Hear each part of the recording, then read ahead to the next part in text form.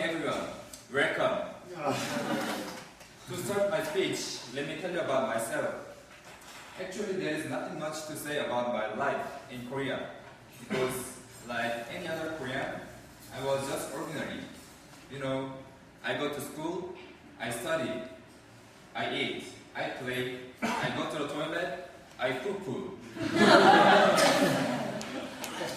It was that boring. So, during my military service, I decided to be different. That's the start. I thought I could do everything I wanted after finishing my military service. I was really confident at that time. So I told my parents that I would like to live in a foreign country, and that is Australia. I want challenges. I want to put myself in danger. My life has no inclination.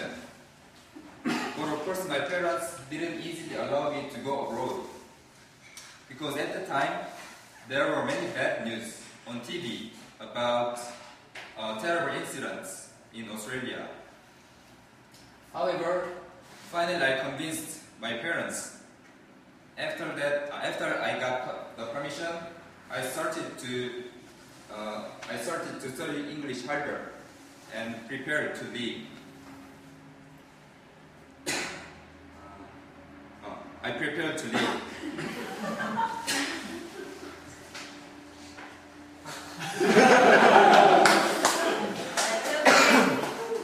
I felt everything was going well for me. Everything looked easy. I boarded an airplane with that feeling. What could be worse than military service, right? Do you agree, Bruce? However, as soon as I arrived in Australia, I realized I was really overconfident. I shouldn't have been overconfident like that. Even when I had to call my parents to let them know that I arrived safely, I almost cried. Really almost cried. The most important thing is I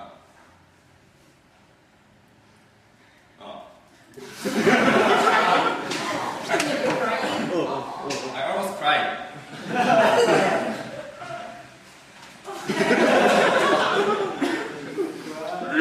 I had really hard time at first, even now. Especially understanding what people told me in English. That made me really depressed. I couldn't understand most of what they said. Even when one of my friends told me hi, hello, when we met first, I didn't even get it. I couldn't understand, even it was hi. I got really shocked after I realized it was just hi, just greeting. So I thought I needed to get used to Australian culture and English first. So I joined the volunteer program. They provided me with food and accommodation. While staying, I could know how Australians live, and I could understand their culture and a little English. Thanks to this advantage, I could learn survival English. They were willing to teach me, and I tried hard to study English as much as possible at that time. And after volunteer work, we had really good time every day. We cooked our meal together. We swam together. Every weekend, we had a pizza party or a barbecue party with the owner's family. Every day was holiday.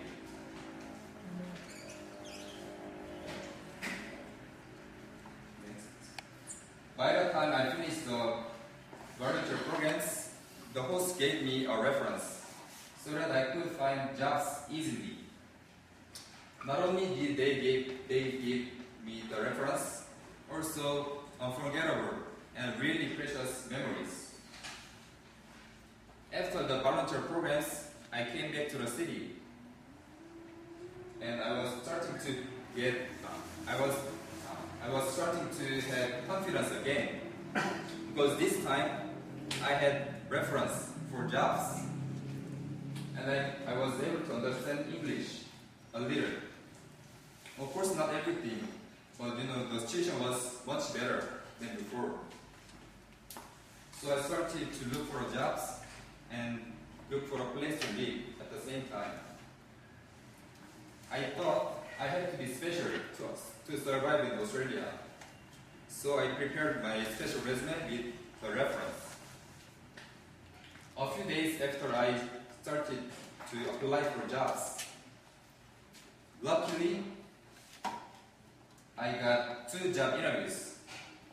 After the interviews, I was offered by 2 companies.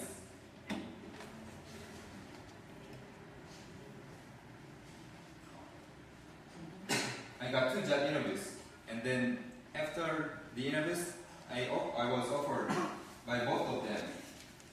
As you can see in this picture, they are rival companies.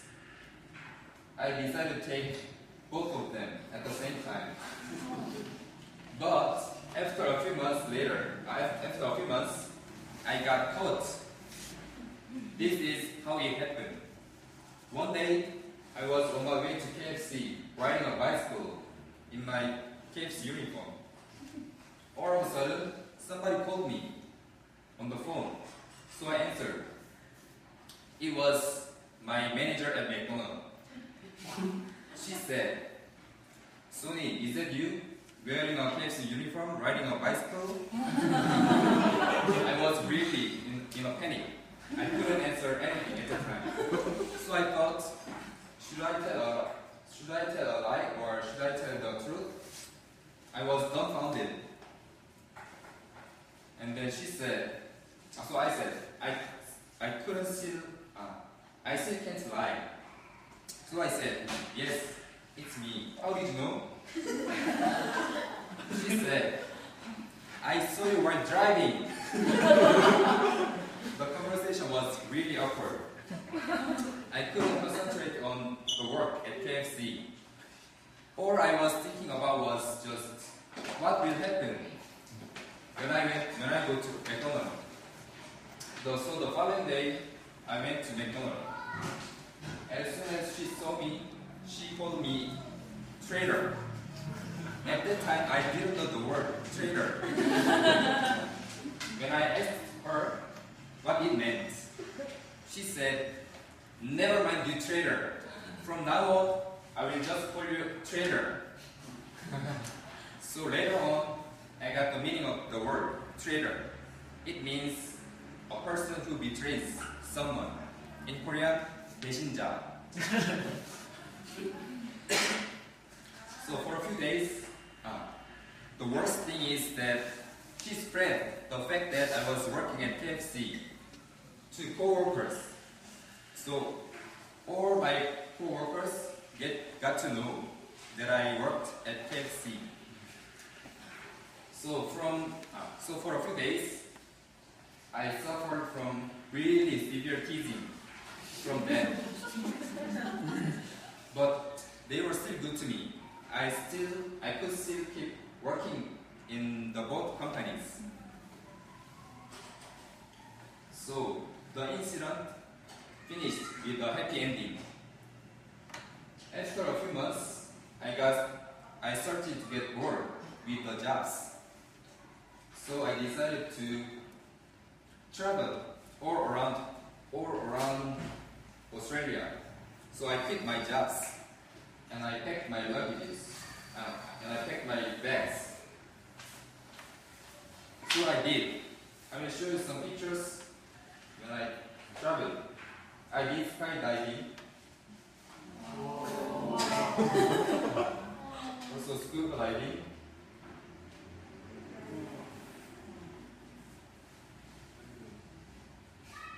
Melbourne, Great Ocean Road, Uluru, Tasmania.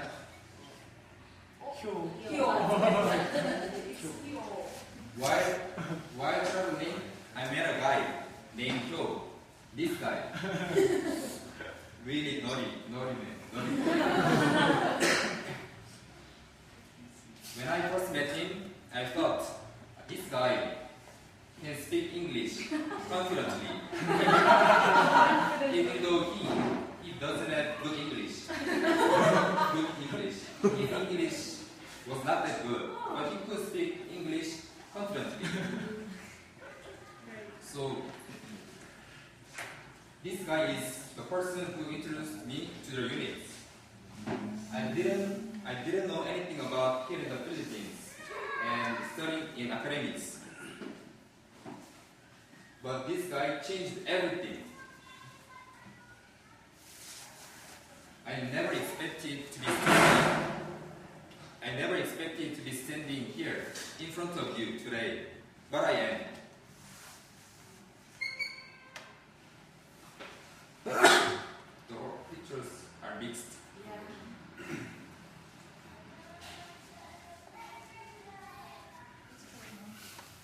He changed everything, my plans. So I came here.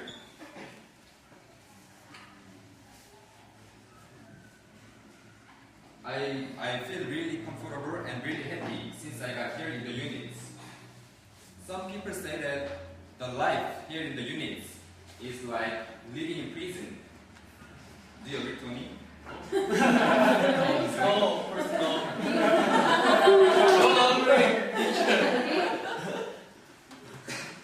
But for me, I totally disagree. Compared to my life in Australia, it's really super easy. Why? When I was in Australia, I had to do everything by myself, such as cleaning my room, our house, shopping for food, cooking my meals, washing my laundry, and working, even studying. But here, all we have to do is just study and talking with teachers. Artists are cleaning our room twice a week, and bills are really good. And we have also laundry service. See how easy it is? All you have to do is just study and talking to teachers and people. So I hope you guys achieve all your goals and study hard and stay positive. I wish you guys good luck, everyone.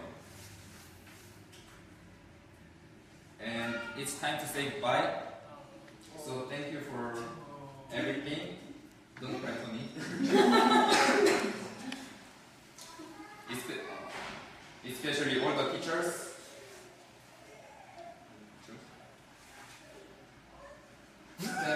Artists. All the teachers. The units. Everyone.